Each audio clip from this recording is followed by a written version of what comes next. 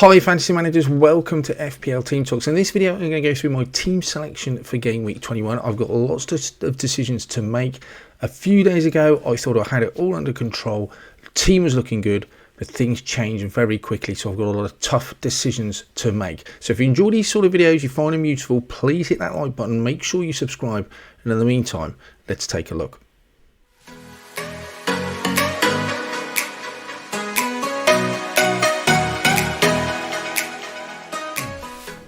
So before I go into my selection for Game Week 21, let's just have a quick recap on how I got on in Game Week 20. It feels like a long time ago and a lot has happened since then. The Christmas period is kind of over now. We've had the FA Cup matches at the weekend and we have a real break until Game Week 22. It's a long period of time, a few weeks. So I did bench boost in Game Week 20. I just went for it, really. It was quite a late decision. I'm not sure if I regret it or not. Dubravka got me some points off the bench. I felt like that there was a chance Cash could play. I had a selection dilemma as to who to bench. In the end, I felt they could all play. I got about 11 points from the bench boost. Not a disaster. Not great. It's not a chip I particularly look forward to playing or excites me. So maybe could have been better. It never really worked for me in the past either, but it was okay. So that helped me get 5 green arrows in a row now, and I'm up to 197k, which I'm thrilled. It's my best position since Game Week 2. Got 2 free transfers and 1.4 million in the bank. I captained Watkins. That looked like a decent option at the time. Salah obviously came in with more points. Richarlison did me proud as well. Going for him and not having Son kind of negated each other, but giving me a lot more money, so I'm pleased with that. Palmer, brilliant, and Cuckoo wasn't great, didn't play, and Cash was ill, which we didn't know beforehand. So if I'd known that, I absolutely wouldn't have bench boost, but I wasn't to know that information until later on. So all in all, 93 points, decent score, another green arrow, onward and upward. So my side then for Game Week 21, until a few days ago, it looked pretty good. I really just had one decision as to whether to hold Salah or sell him, but since then we've had Trent confirmed out for about 3 weeks, we think. Bowen is also out. We're not sure how long for. Rumours are it's going to be for a lengthy layoff. Whether that means a month, 2 months, I'm not sure.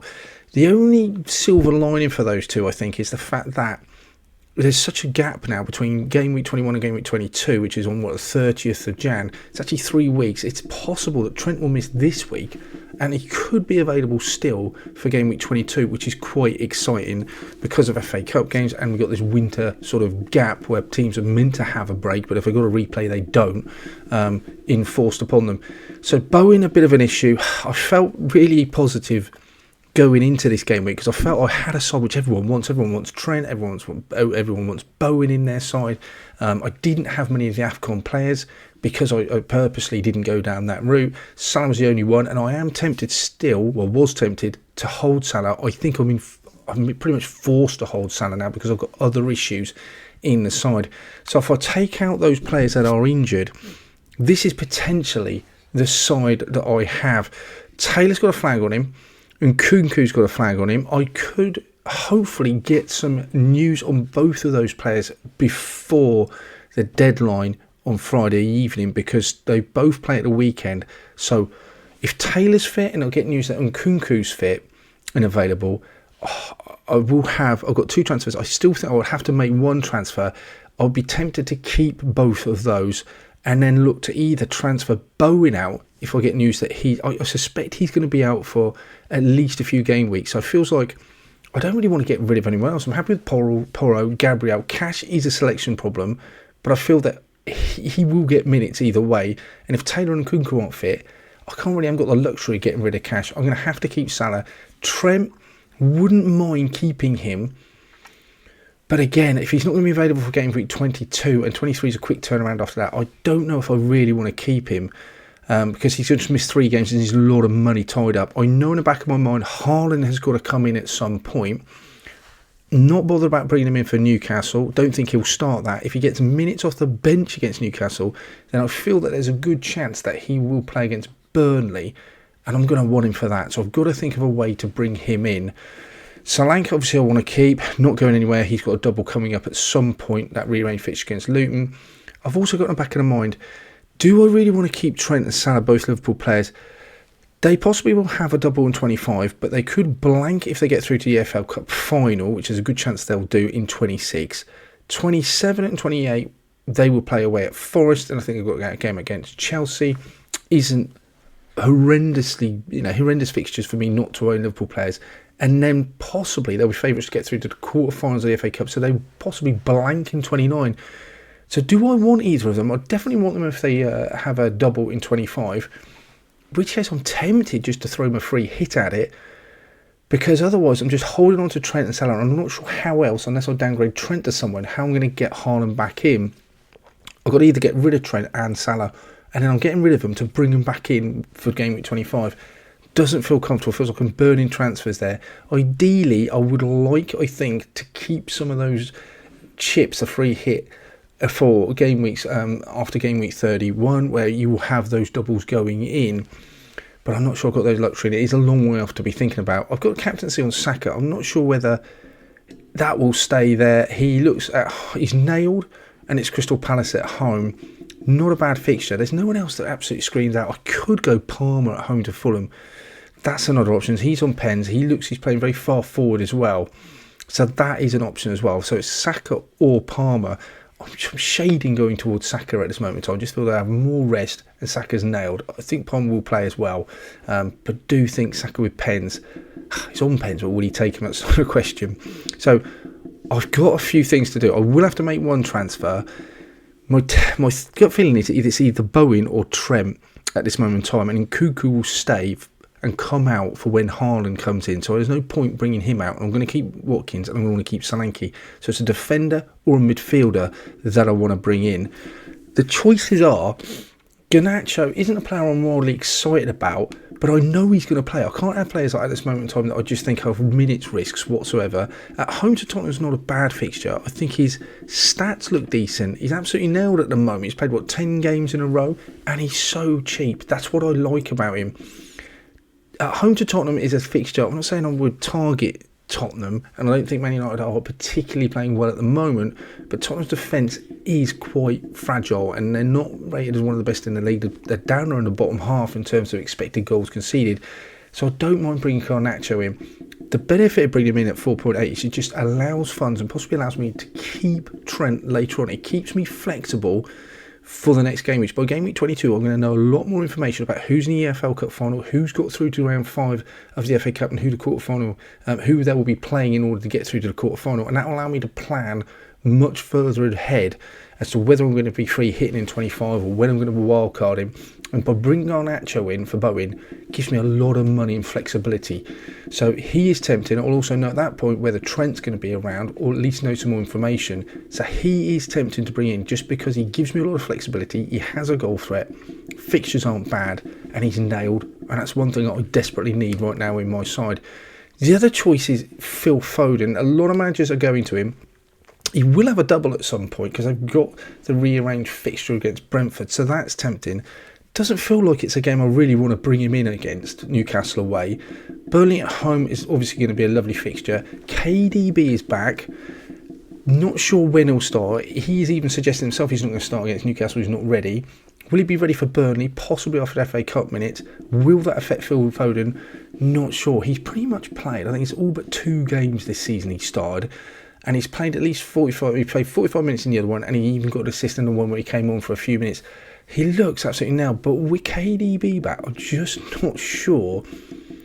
He could be rested for someone like Burnley, and it's just a headache I don't need. So it is tempting. I do like him. I think he's a better option than Garnacho. Just don't know if I want the headache of bringing him in. And he is slightly more expensive than Bowen, so he doesn't free up any funds. So for that reason, even though I do think he's a better option, he doesn't give me the flexibility to be able to keep Trent later on, or even help me get to Haaland either. So I'm not sure about Phil Foden. I think he's a great option if you can work it for your team. For me, I'm leaning towards Garnacho just because he gives me so much more funds later on. And by game week 22, I'll know. It may be that I'll regret not bringing Foden in by 22 because other stuff's happened and I've got plenty of money anyway. But I'm just not going to know that yet. The other option is to take Trent out and go to someone like Estepinian, who's been phenomenal since he's come back, and FPL managers will know how good he was last year. The fixtures look great up until about game week 29, so he's just going to be a set and forget, and I know he plays every week. So he's a bit more expensive than the next player I'm going to look at, so that's the only downside. But there's not much to not like about Estepinian. His goal threat is just crazy. I really like him, and he is definitely a good replacement for Trent. Offers arguably as much goal threat as he does. The only thing you'd say is that Brighton defence just doesn't look as good. Clean sheet's hard to come by. They only got one this season. That was in the last game. But that's quite encouraging because Estepinian is back and part of that defence. Fixtures look decent. Like I said, we're more than decent. They're put at the top of the fixture charts, the FDR chart. So I really like him. I do think there are clean sheets for him. It's definitely attacking returns. He looks brilliant. So just be Trent to Estepinian, I think. And that would guarantee me a defensive player playing in the next few fixtures. So I like him. The other one that I was tempted to do, because it does release more funds, he doesn't have the attacking threat, but he does have, I think, more clean sheet potential, and that would be Malo Gusto. The only problem is he came off with a knock in the last game, so we could get some news from Pochettino as to whether he's okay, whether it was just a knock. Didn't look too serious, and it was just a knock apparently, but we'll have to get more news on that. They do play on Saturday, so it's not a long turnaround. And there is a threat, I guess, of Reece James coming back later on, and they do have other options. They can play, Disasi can play at right back as well. So he has got competition, and I just don't need this week a Chelsea player not being fit and playing. So that's another little bit of a worry. So for that reason, even though he was my first choice because he released more funds and I like Chelsea's clean sheets, I might end up going just for Estepinian. I do want to keep myself flexible with 2 free transfers next week. So Bowen is one choice to come out. I could bring Garnacho in. He would come in, and what I would do, I think, is take Nkunku out. Nkunku might get minutes off the bench if he is on the bench, and hopefully we'll get news about that. But I do think if Taylor's fit, he just plays. If he's not fit, he doesn't even come off the bench. So I think for that reason, I would play Taylor, because he's not going to be a 1 minute cameo where I know Nkunku would be. So I play 4-4-2 and hope that Taylor plays, and hope Cash plays as well. That's the other issue. So I'll be relying on one of Taylor, Cash, or 2 of Taylor, Cash and Nkunku playing, but we should know more from the press conferences. I could possibly make 2 transfers and go Estepinian, and that way I'm almost certainly going to guarantee I've got 11 players out. But that only gives me 1 free transfer next week, and if Haaland's back for Burnley, I'm going to have to use a hit to get him in by taking Nkunku out because I won't have the money. So those are my choices, and it leaves me with a few options. I would just want to make 1 transfer and then possibly 2 next week. I think at the moment I am leaning towards Estepinian more than anything, and Saka and Palmer is the other choice. Shading it on Saka right now. That's it for this one then, guys. Let me know in the comments below what you think I should be doing. Which transfers do you advise that I should take? In the meantime, we'll come back at you. I might update my wildcard for game week 21, so check that out if you're intending on doing that. In the meantime, have a great game week 21, and I shall see you on the other side.